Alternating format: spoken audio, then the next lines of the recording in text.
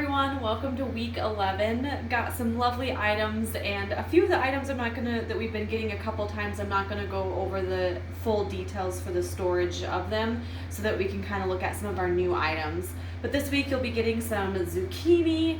Again, can shred it and save it for later if you need to. But it's a pretty easy one to dice up and to add into a lot of different dishes. And then we have some Joy Choy, which Joy Choy is a type of bok choy. And this one, the leaves and the stalks are going to be a little bit more hardy than like a lettuce would be. So they're going to last for about 5 to 6 days, maybe even a week. They might just start to get a little bit wilty. And we'll kind of play around, and I'll do some things with this at the end of the video. But that's our Joy Choy. We got, again, some more of the yellow green beans, and these you're going to want to just keep in the plastic bag tightly sealed. And again, remember that you can do sauteing with them, you can roast them, and you can steam them. So there's a lot of different fun ways to play around with the green beans for styles of cooking with them. And exciting, you'll get 2 different kinds of the tomatoes, the cherry tomatoes and the slicing tomatoes. And tomatoes, gonna wanna keep out of the refrigerator and use ASAP. They're really great in things like caprese salad with the basil and mozzarella. They're really great to chop up to use for a taco night. They're really great to chop up and to incorporate into an egg scramble in the morning. Lots of different ways that you can use up those tomatoes. They're also, I love to just both of them are great as snacks, but you can take the slicing one and just make them into wedges and just sprinkle like a little bit of salt and pepper onto them. Or if you shop at Trader Joe's, you can get the everything but the bagel seasoning, and it is excellent, just sprinkled onto the tomato slices and eaten as a snack. We also got some Cherokee lettuce, and the lettuce that you're going to want to use up within the next 5 days. Wrap in the paper towel and put into the plastic bag and kind of keep loosely closed in the refrigerator. And then we've got some more carrots, and the carrots can trim off the tops and keep the bottoms, and the bottoms will store for about 2 weeks. And then a couple of our other little fun items that I have up here on the cutting board. You'll get a little cute marigold flower, and the marigold flower you can kind of pull out the leaves, and they kind of almost become like food confetti, just super gorgeous, that you can use to sprinkle on a salad or to garnish the top of like a fun cake or baked good. So you can just have fun with those, or can just enjoy the little flower.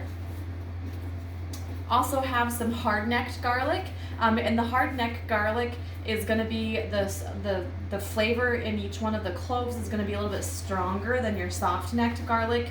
That's typically what you find at the grocery store. And these aren't your long storage garlic, and so you're going to want to use them up a little bit faster than you might some of the other types of soft-necked garlic. Not to say though that they're going to go bad in a week. They will last for a little while. And if you've never tried it, as the weather has been cooling down, one of my favorite things to do with garlic is to just trim off the top. Ooh. And then just trim off the roots on the bottom.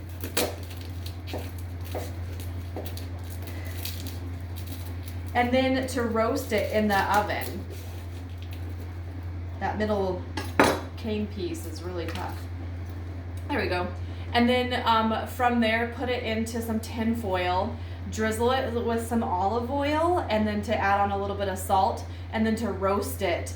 And then it's super fun then to squeeze out the cloves that are in there that get roasted, and to use them and like to put on a little bit of like cream cheese, and then the roasted garlic on some toast, or to kind of garnish on like a cracker with smoked salmon, to do a number of those different kind of fancy things. But that's just a fun way to roast the garlic if you've never done that with a whole head of garlic.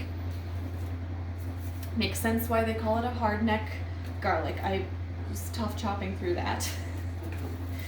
And then the other fun item in our bag today, the shishito peppers. And the shishito peppers, I feel like are becoming more trendy food. You can get them as like an appetizer at some fancy restaurants, and they're really fun to cook with and or to eat raw.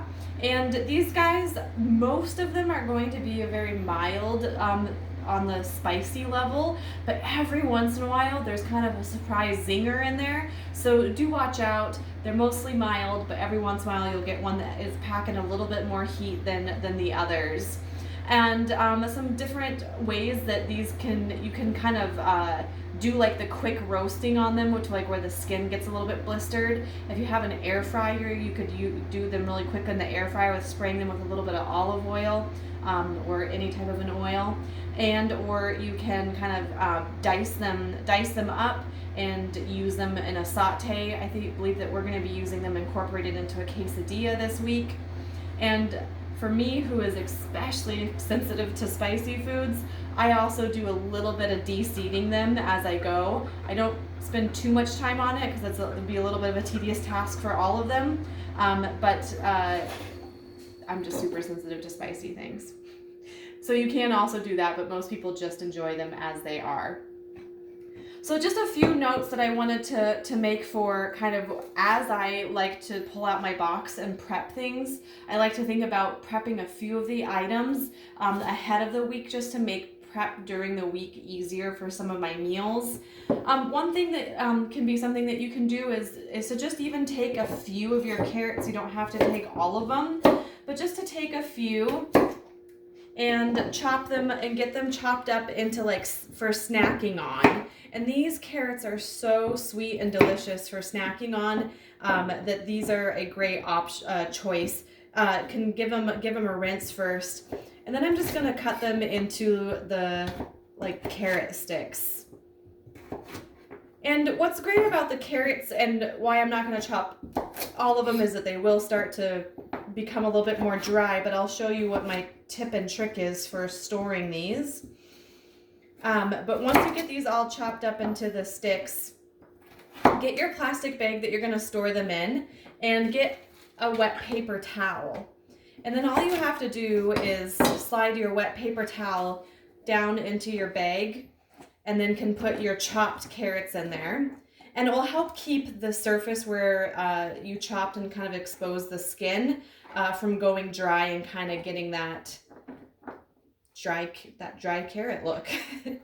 And if you do that and seal the bag with that wet paper towel, they'll kind of stay nice and fresh and crisp. And I like doing things like this just for making things like vegetables to become the easy snack choice.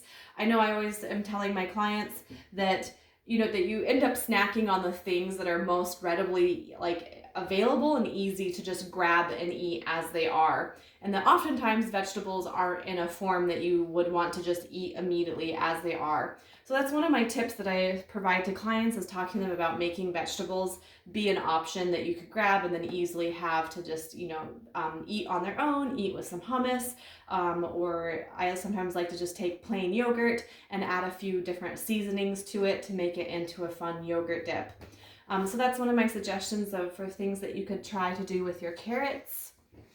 And then also maybe the other thing that I might prep as I go through my and unbox my items is to maybe pre-chop the pak choy, the joy choy, different pak choy is another thing, and get this ready to be able to quickly saute during a meal.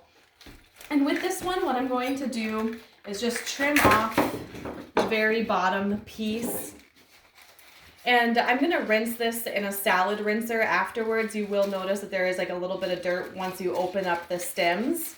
But I'm just going to do that after I chop them. And then I'm going to kind of first make a cut kind of along the point where the stems and the leaves meet.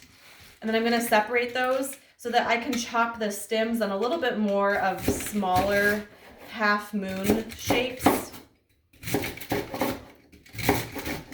And that way too, when I go to cook these, I'm going to want to cook the stems and add them into my pan first and let them cook for a little bit longer, and then add in the greens towards the end so that they're not, they just kind of are touching the oil and the heat for a small amount of time, but then aren't getting overcooked with the stems.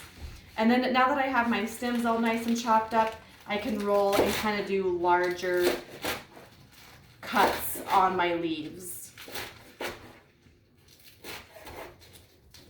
And from there, I'm gonna add them into my salad spinner, rinse them, get them all drained, and then store them in the bag. And then I'm gonna put the stems all down at the bottom and then the leaves on top, so that when I go to being able to cook them, I can kind of dump it out. And again, add in my stems to my hot oil in my pan first, and then add in the leaves towards the end.